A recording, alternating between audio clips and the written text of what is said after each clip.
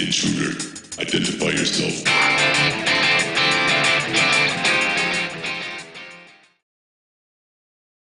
Hello and welcome to our fourth clan war. I almost said third. Fourth clan wars. We were up against KiriKokianosPRO. I hope I said that right. And we're starting off with a defense of mine. I actually had 3 defenses. This was the first one, so I decided to use this one. I also had 2 others, one lost and another one that I'm not showing just because I don't have time, but I actually do have the recording. I was actually 2-starred for the first time, and basically what happened is their top guy used the same attack as this, but he got luckier, and all those traps right there, all those seeking air mines, targeted the same dragon for him, but targeted different ones on this attack. So this guy ends up losing, actually. And the other guy using the same army won the next time, just purely based off luck.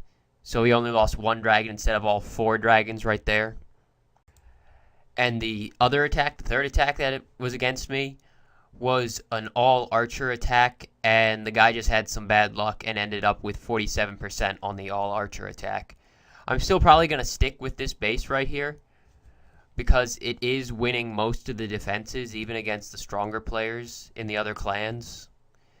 So, 1 2-star loss just from some bad luck for me, or good luck for the attacker, whichever way you want to look at it, isn't enough to condemn a base. So I'm going to keep using it until it's no good, completely no good anymore. As you can see, it's pretty obvious he's probably not going to win this attack. He's at 48%.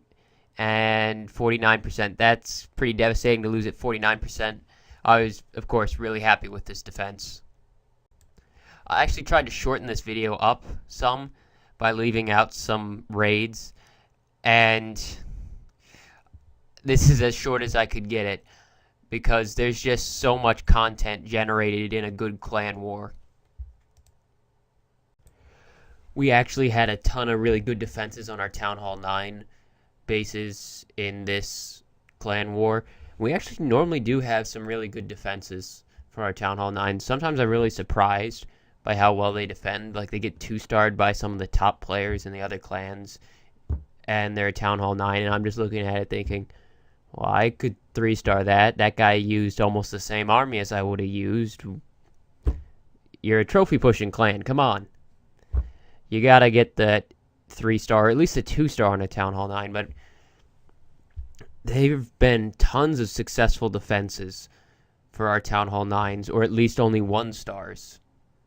As you can see, he misplaced his heal, and all his heals are in pretty much terrible places. He lost half of his hogs up at the top also. Like, he's just dropping the heals on the hogs right as they start to lose health, not when they hit half health. So the heals aren't really doing much. By the time the hogs have moved out of the heal spells, they've only used up about like a third of the potential healing of the heal spell. And as you can tell by how much time is left, this guy's not even going to get 1 star. And by now he's out of hogs. As you can, it's easy to see that the worst thing for a hog attack is to leave the clan castle up. The clan castle took out the half of the hogs that were going around the bottom end, and the top half were killed by those giant bombs up there.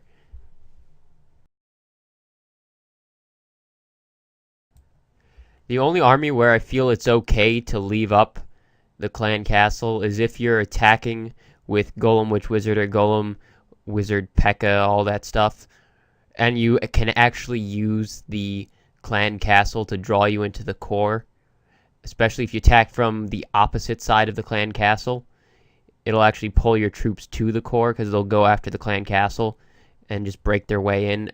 If you have a jump spell, you can get them to jump straight to the core and ignore everything else. So that's pretty much the only time where it's okay to leave up the clan castle for any army, not just hogs. Hogs are just the ones that get destroyed the most by it.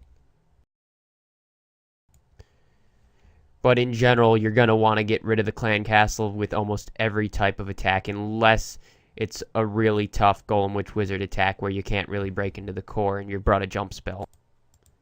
As you can see, this was a great defense for Chris. They all hit that giant bomb, and all the hogs are gone, and this guy loses with a 9%. We actually had another guy lose with like 8%. I don't have the recording of that, but it was basically the same. I think he was also attacking Chris. And the same thing happened. All the hogs ran across 2 giant bombs at once, and before the guy could react, the giant bombs went off and killed all the hogs. So that base right there is actually a fairly good defense one for Town Hall 9s. I think there's places that have it up on pictures of it somewhere. I don't have any pictures of it.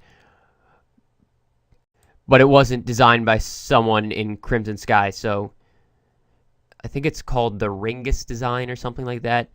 But anyways, up now we have Anoo, and he is attacking Rofalth, who's the 4th ranked person in their clan in terms of base strength. He's going to attack from the top up here with all these defenses, and he's going to be using the GoWipe strategy.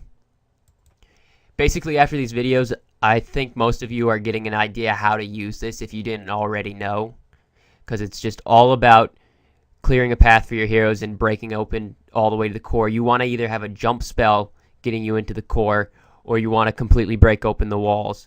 You can't use this if you don't have a clear path into the core. If you have to get through the walls to get into the core, unless the town hall's right up against the edge, you're probably not going to get the town hall. Sorry, my voice is going a little bit. I've got a bit of a cold. But anyways, as you can see, this design was great for a GoWipe strategy, so because all the P.E.K.K.As went in. Personally, I wouldn't have deployed those wall breakers, because if they make it to where they're going, what's going to happen is you're going to have P.E.K.K.A trying to get through the wall. He got lucky that his wall breakers actually died there, because if they'd broken that, all those P.E.K.K.A would have gone over to where the wizard tower and gold storage is. But he's already got the town hall. A win is a win. Even if he stopped right now, it would be perfectly fine. But obviously you want to go for that 2-star because he can clearly get it. And he gets it with that wizard tower. And then he just lets his troops run around a little bit. Personally, I use GoWipe instead of GoWipe because even though I've used P.E.K.K.As and GoWipe successfully before, I just don't want to risk dealing with P.E.K.K.A because as soon as they go around the edge instead of in, unless you have really high-level heroes, which I personally do. But if you don't, it's pretty much over if your P.E.K.K.A don't go where they're supposed to, unless you're really lucky. Especially if you're attacking a maxed-out Town Hall 10. I'm not counting walls and heroes in that. I'm talking defenses and maybe level 20 heroes and level 8 or 9 walls. And right now, we have an attack from Nima. I've mentioned Nima several times before. If I ever have a question about hogs, I go to Nima. And this is exactly why I do. You're going to see it right here. You'll notice he's attacking a decent Town Hall 10. It's not a max Town Hall 10. It's got stuff for like endgame Town Hall 9 stuff. And it's got multi-target Infernos, 2 level 8 Wizard Towers. So normally people probably wouldn't, at least most people probably wouldn't attack this base with hogs. It doesn't have a ring design, but it's still got the multi-target Infernos and the strong Wizard Towers. Not to mention, since this is Clan Wars, even if they're upgrading their defenses, they're still active in Clan Wars. I sped this up because he is really patient with his lures, and they can take a full minute. As you can see, this one took about a full minute right there to lure and kill all the heroes, because all he uses is just his clan castle and like 2 wizards. That's it. Then he comes in with 3 groups of hogs. Eventually it goes down to 2 groups because that little tiny group for the archer tower just died off. As you can see, he freezes at right the perfect time, right before they die, and they go back up to full, and both wizard towers go down at the same time. Luckily, that was only 1 giant bomb and not 2 right there, so his hogs didn't die. Instead, they just went straight into that heal spell. And then again, he freezes the Inferno Tower right there, and he clears out the core of all the defenses right there. As you can see, he's got some troops cleaning up cleaning up outside buildings and stuff, now that there's no defenses covering those outside buildings. He's still got a couple hogs running around. There's not enough to clear out the base, clearly. Especially because there's still Tesla up and a multi-target Inferno. Those will rip through hogs. So he's just about out of hogs now. And again, he is really patient. He waits for his witches to break through the walls. And witches do, like, no damage. And those are level 9 walls. So just now, the last of his hogs died. And he's got, like, 6 wizards and 2 witches. I think there might be 3 witches. And then he deploys his heroes in, a level 32 king and a level 32 queen. And you're going to see what happens with this. He's just going to break through that. There, he broke through the wall. And now he's going to clean out the core. There's nothing stopping him. And he's getting pretty lucky that he still has 3 witches, which is able to produce enough skeletons fast enough that the multi-target Inferno really isn't going to target any of the troops that actually stick with the group. And he's lucky that all of his troops, except for those 2 wizards that just went and died on the multi-target Inferno a second ago, all stuck together with the heroes. And the heroes stuck together, and the Barbarian King stayed up in the front. And you'll notice the Inferno Tower is pretty much targeting only skeletons. And it takes down a couple wizards there, but the Barbarian King's already beating on it. His Archer Queen luckily targets the defenses. And at this point, there are no defenses left. This is a clear shot to a 100%. But how much time is left? And it's not enough. He gets a 97% on a strong Town Hall 10 with level 9 walls using hogs, and it had both Infernos on multi-target. If he had had 10 more seconds or maybe deployed his heroes 20 seconds sooner, he probably would have gotten the 3-star. Most players wouldn't even attack a target like that, and he has absolutely no problem volunteering. I'm just going to take that with hogs. Don't mind me. Don't mind the fact that his multi-target Infernos and level 9 walls for my heroes to have to break through. Okay, now on to my attacks. This is against Ifonlito. Right now I'm just baiting out the king, queen, and the clan castle. There was already an attack, actually 2 attacks on this guy, 1 loss and 1 1-star win. So I knew what to expect in his clan castle, and I knew where a lot of his traps were. I didn't know where a couple of the giant bombs were. That really screws up my attack right there. I expected the witch to come farther forward, and all my lightning strikes were to the left of where I dropped it. Since it drops it in a little circle and it's randomly placed, it dropped all to the left, and none of them hit the witch. So I end up having a really annoying lure right there because I have to deal with the witch. But I knew where his Tesla was. I knew that giant bomb was there. And basically, this attack doesn't go great. I lose a lot of wall breakers, and because I just broke open that, I accidentally made that golem change direction. I would have preferred that he went up instead of through the middle. But that free spell, for the first time in a while, was a good hit for me because it was pretty much perfectly timed for my wall breakers. Maybe a half second sooner would have been better.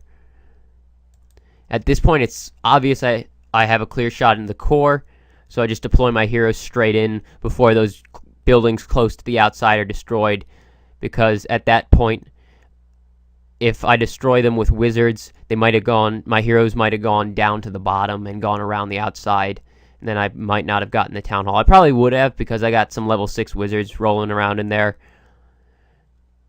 And I deployed a pretty much useless rage right there, because my Barbarian King still got his ability running, and all my wizards ended up dead before they even got into the rage, and my queen decides to go up, so the rage is a waste. But overall, I'm not happy with his attack, but it's a fine attack. I got the 2-star. I made some mistakes. I learned from my mistakes. I'm not unhappy with this attack.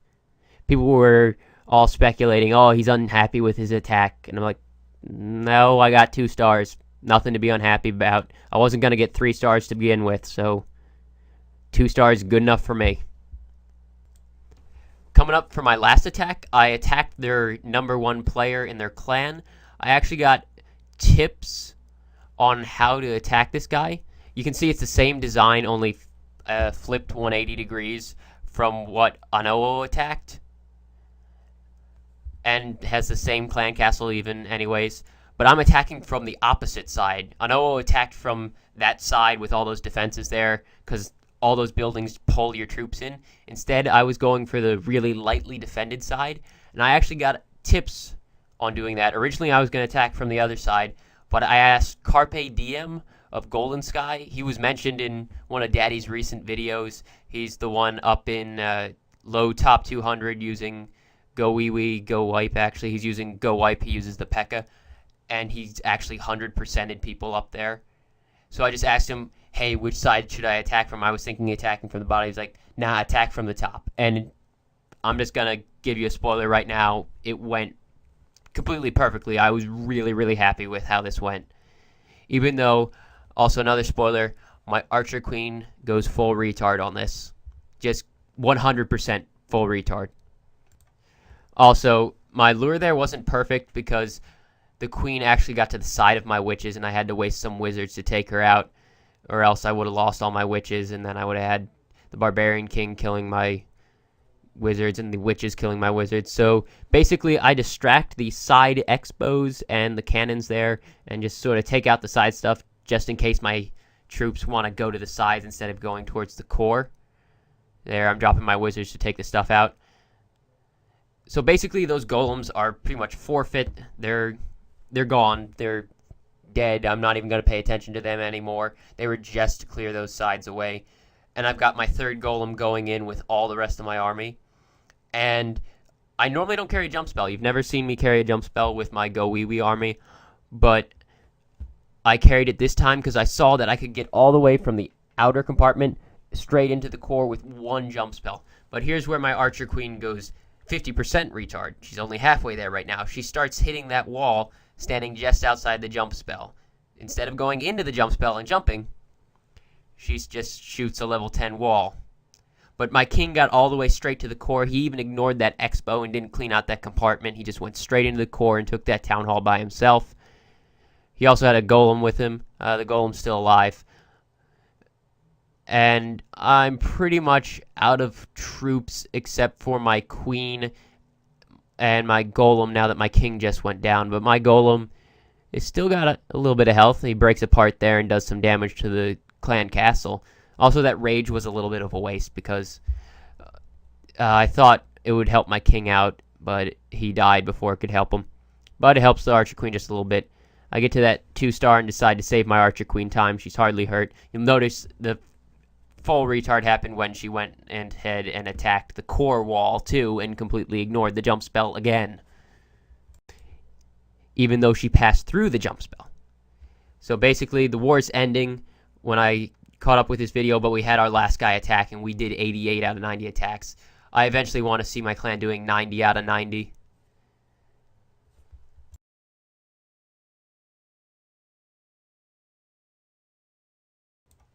Alright, now that the war has ended, 77 to 53, I got almost 900,000 of each and 4,150 dark elixir. Just took a picture of it there, and what happens now is they actually start searching for another clan war. So I have to go into my war log and get it out. But yeah, it takes a second to get it. And there you can see the whole list of them. But overall, it was a good war. I made some good loot. That's all for now. Thanks for watching.